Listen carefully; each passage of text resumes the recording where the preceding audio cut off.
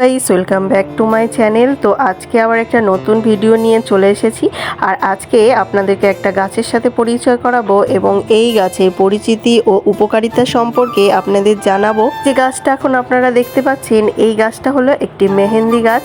তো অনেকে মেহেদি পাতাও বলে থাকে। তার ধারে যেতে যেতে এই গাছটাকে দেখতে পেলাম, আর এই গাছটাতে কিন্তু প্রচুর কচি কচি মেহেন্দি পাতা হয়েছে। আর এখনকার দিনে যেহেতু মেহেন্দি পড়ার অনেক রকম ব্যবহার বেরিয়েছে, আর এই জন্য গাছের পাতাগুলো কেউ ছেড়ে না, তাই জন্য গাছে প্রচুর পরিমাণে মেহেন্দি পাতা হয়েছে। এদিকে আবার আমার মেয়ে মেহেন্দি গাছের ফুলের গন্ধ শুকে দেখছে কোনো সেন্ট আছে কি না। তো না, মেহেন্দি গাছের ফুলে কিন্তু খুব একটা সেন্ট থাকে না।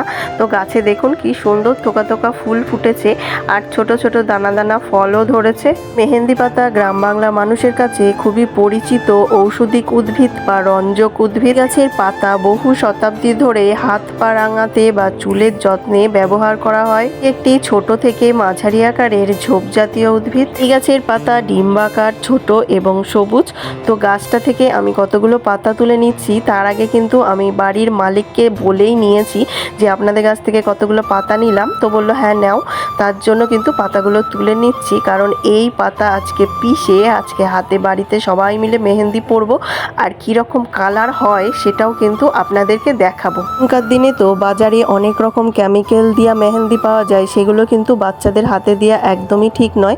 তাই আজকে আমি এই পাতাগুলো তুলে আজকে বেটে আমার মেয়েকে পরাবো। আপনারা কারা কারা এরকম মেহেন্দি পাতা তুলে হাতে পড়েছেন সেটাও কিন্তু আমাকে কমেন্টে জানাবেন। থাকা লসন নামক রঞ্জক পদার্থের কারণেই এই গাছের পাতা ত্বক, চুল বা নখকে কমলা বা লালচে রং করতে সাহায্য করে। তো দেখতেই পাচ্ছেন কতগুলো মেহেন্দি পাতা তুলে নিয়ে এসেছি, আর আজকে এই মেহেন্দি পাতা বেটে সকলে হাতে পরবো। তো পুরো ভিডিওটা কিন্তু দেখবেন, আর আপনারা কারা কারা পড়েছেন সেটাও আমাকে জানাবেন। আর মেহেন্দি পাতার সাথে আর কি দিলে বেশি কালার হয় সেটা যদি আপনাদের জানা থাকে আমাকে জানাবেন। আর আমি তো এই মেহেন্দি পাতার সাথে আজকে আরেকটা জিনিস দেব, যার কারণে কিন্তু মেহেন্দির রং আরও গাঢ় হয়। তো প্রথমে চলুন পাতাগুলোকে ধুয়ে নিই, কারণ এর আগে একবার ধুয়ে নিয়েছি, আর একটু ভালো করে ধুয়ে নিতে হবে।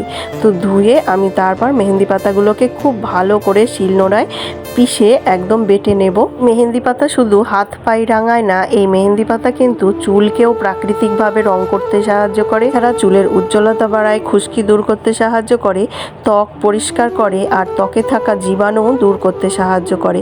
আর জানেন কি, এই মেহেন্দি পাতাকে শুকিয়েই কিন্তু প্রাকৃতিক হেনা বা চুলের কালার তৈরি হয়। সেক্ষেত্রে হালকা চুলকানি বা জ্বালা পোড়া কমাতে এই পাতা লোকজ চিকিৎসায় ব্যবহার করা হয়। তবে যদি সংক্রমণ বেড়ে যায় তবে কিন্তু এই পাতার উপর ভরসা না করে আপনারা অবশ্যই চিকিৎসকের পরামর্শ নেবেন। আগেকার দিনে উৎসব, বিয়ে বা নানা রকম সাংস্কৃতিক অনুষ্ঠানে এই পাতা দিয়েই মানুষরা কিন্তু হাত পা রাঙানোতে ব্যবহার করত।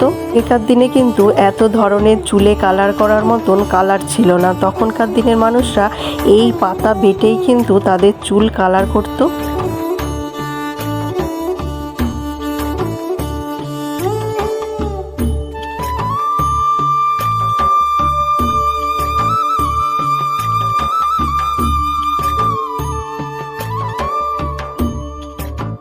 এই পাতাগুলো বাটতে বাটতে কিন্তু আমার ছোটোবেলার কথা মনে পড়ে গেল। কারণ আমরা যখন ছোট ছিলাম তখন আমাদের পাড়ার একজনের বাড়িতে এই পাতা দিয়ে বেড়া করা ছিল। তো সেখান থেকেই চেয়ে নিয়ে সে বান্ধবীরা মিলে আমরা কিন্তু এরকম পাতা বেটে হাতে পড়তাম। তো এই পাতার সাথে একটু চিনি দিয়ে দিলাম, যাতে চিনি দিলে কিন্তু রঙটা আরও ভালো ফোটে।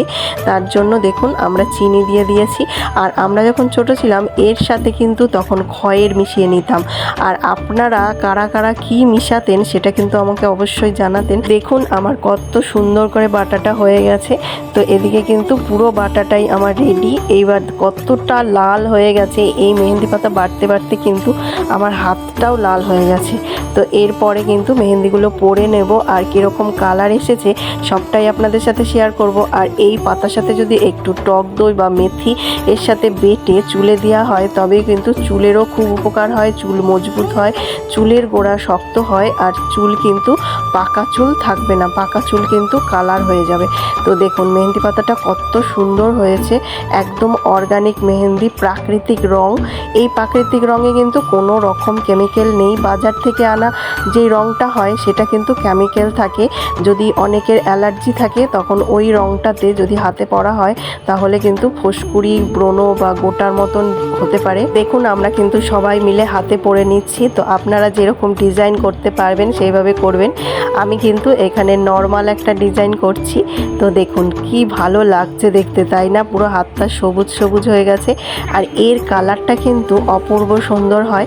তো এখানে আমরা সবাই মিলে পরে নিয়েছি আর সবাই মিলে খুব মজা করেছি। দেখুন এটা আমার মেয়ে, আর আমার মেয়ের হাতের রঙটাও দারুণ হয়েছে। আর আমি কেমনভাবে পরেছি দেখতে পাচ্ছেন? তো এইভাবে কিন্তু ছোটোবেলায় পরতাম, তাই আজকেও সেই ছোটোবেলার মতন করেই হাতে পরে নিয়েছি। মেহেন্দিটা পরার পর হাতে আধা ঘন্টা মতন রেখে দেব। আর মেহেন্দি পাতাটা যখন হালকা শুকনো শুকনো ভাব হয়ে যাবে তখন কিন্তু পাতিলেবুর রস বা চিনির রস এরকম দিয়ে দিলে আরও গাঢ় লাল রং হয়। তো এইভাবে করে আমি পাতিলেবুর রসটা দিয়ে দিচ্ছি। তো আমার এই হাতের রঙও কিন্তু দেখতেই পাচ্ছেন কেমন আমার ডান হাতটা রং হয়েছে। আর দেখুন আধা ঘন্টা পর আমি তুলে ফেলেছি, হাতের রঙটা কত সুন্দর হয়েছে, কেমিক্যাল ছাড়া প্রাকৃতিক মেহেন্দির রং। তো এটা কিন্তু প্রায় 7 দিন ধরে আমার হাতে ছিল, দেখতেই পাচ্ছেন। তো আজকের ভিডিওটা এই পর্যন্তই। ভালো লাগলে লাইক, কমেন্ট, শেয়ার, সাবস্ক্রাইব করে দেবেন। আর আপনারাও কিন্তু এইভাবে প্রাকৃতিক মেহেন্দির রংটাই পরার চেষ্টা করবেন, বাইরের রঙে কিন্তু কেমিক্যাল থাকে। আপনারা ভালো থাকবেন, সুস্থ থাকবেন, এইভাবে আমার পাশে থাকবেন। সকলকে ধন্যবাদ।